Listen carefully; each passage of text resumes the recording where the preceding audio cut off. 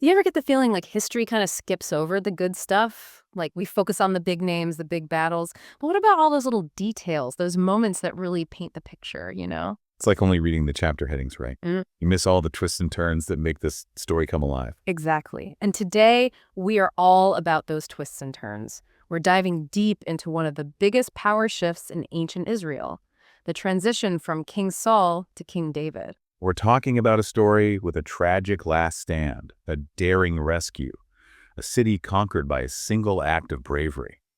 We'll meet the ultimate warrior squad. Think ancient Israelite Avengers. Okay, so where do we even start with a story this epic? Well, First Chronicles, chapters 10 through 12, that's our playbook for this deep dive. We're going to see how David went from underdog to the most powerful king in Israel. Love it. Underdog to top dog. Gotta love that. So we start with Saul.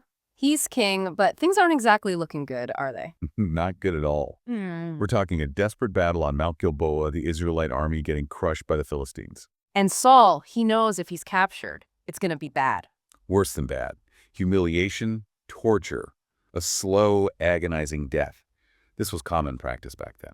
So Saul makes a decision, a warrior's decision. He takes his own life, right? Falls on his own sword, his armor bearer. Imagine being that guy. Can't even bring himself to do it. He's that horrified. It shows you the respect even a defeated king still commanded. Intense. And the Philistines, they find his body. They don't exactly handle it delicately, do they? No delicacy at all. This is about sending a message. They cut off his head, strip him of his armor, parade his body around as a trophy. Imagine the disrespect. Talk about adding insult to injury. It was a power move. They put his armor on display in their temple next to their idols, his head, impaled on a spike at the temple of Dagon, their god. Brutal. Wow, just trying to demoralize the Israelites any way they could. But here's the thing. Even in this moment of utter defeat, you see this spark of hope, this act of incredible courage from a group you might not expect.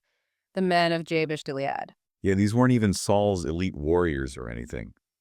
Years earlier, Saul had saved them from being conquered, so they snuck into Philistine territory, risked their lives to steal back Saul's body and his sons, and they gave him a proper burial. They remembered what Saul had done for them and risked everything to honor him, even in death. That's loyalty. Speaks volumes about Saul, too.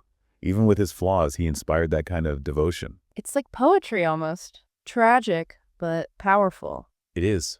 But it leaves Israel in a very precarious position. Saul's gone. Who's going to lead them now? And that is where David steps in. And it's not a coup. It's important to remember that. All of Israel comes together at Hebron, and they make David king.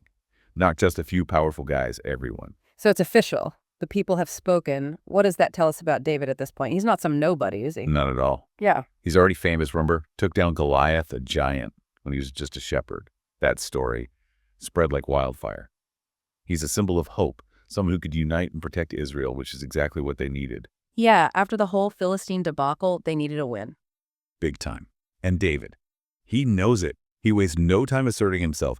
He sets his sights on Jerusalem. Which, if I'm remembering correctly, was not exactly a walk in the park to conquer. More like trying to climb Everest blindfolded in a blizzard. Yeah. Seriously, though, Jerusalem back then, a fortress.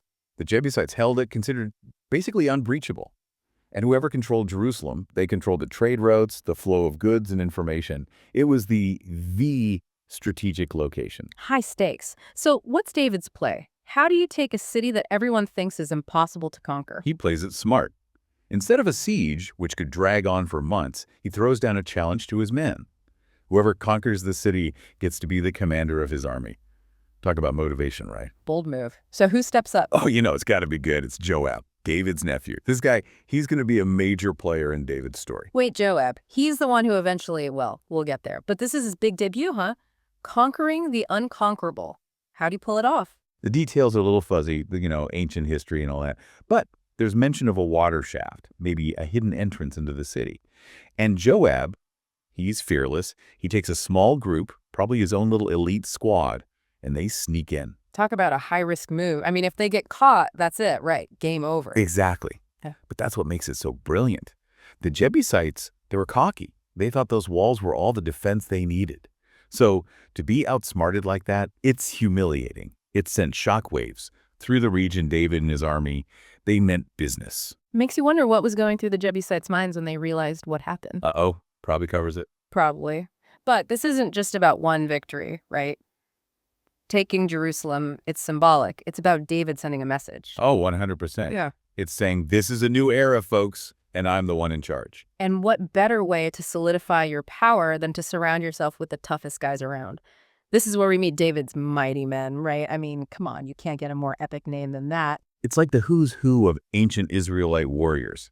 First Chronicles chapters 11 and 12, they go all out with these guys listing their skills, their feats of strength. It's like an ancient comic book. Okay, give me the highlights. Who are these legendary figures? Oh, man, there's so many. You've got Jabesh-Gilead, this absolute unit of a man, single-handedly takes down 300 enemies in one battle. 300. Get tired just thinking about it. Yeah, I'd tap out after 3, maybe. It's almost unbelievable. Right. Then you've got Eleazar. He's holding this position in a barley field. Philistines are coming at him from every direction, and he just doesn't budge. They even make a song about him later. Wow, okay, that's dedication. Talk about a tough act to follow. You know what story I love? Those 3 guys who risked their lives to get David some water. Classic story. David's with his men. They're on the run, and he just says, man, I wish I had some water from that well back in Bethlehem. It's almost a sad moment, you know. Homesick.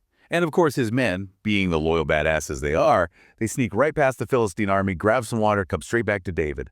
And David, he's so moved by their loyalty, he pours the water out as an offering to God. He won't even drink it.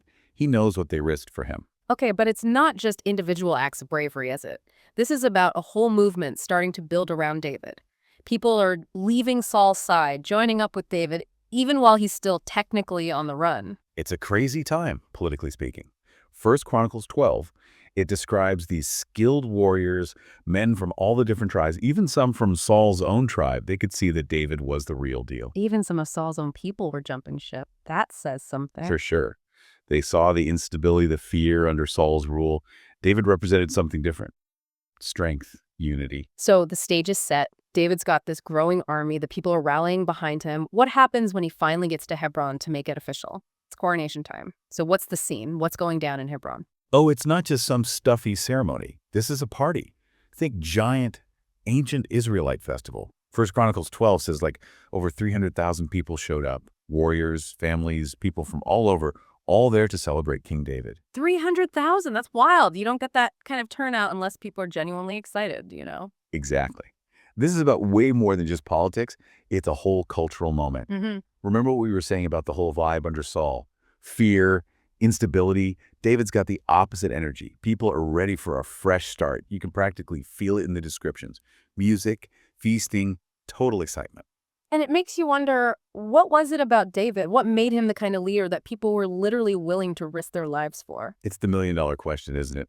And I think if you look at all these stories, it's not just one thing. Yeah, he's courageous, crazy, strong, a brilliant military strategist, but he's also got this humility about him. Remember the story with the water from Bethlehem?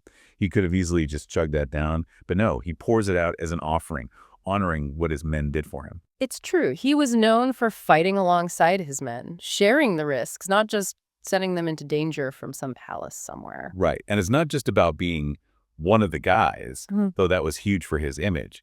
David also had this unshakable faith, this belief in his destiny.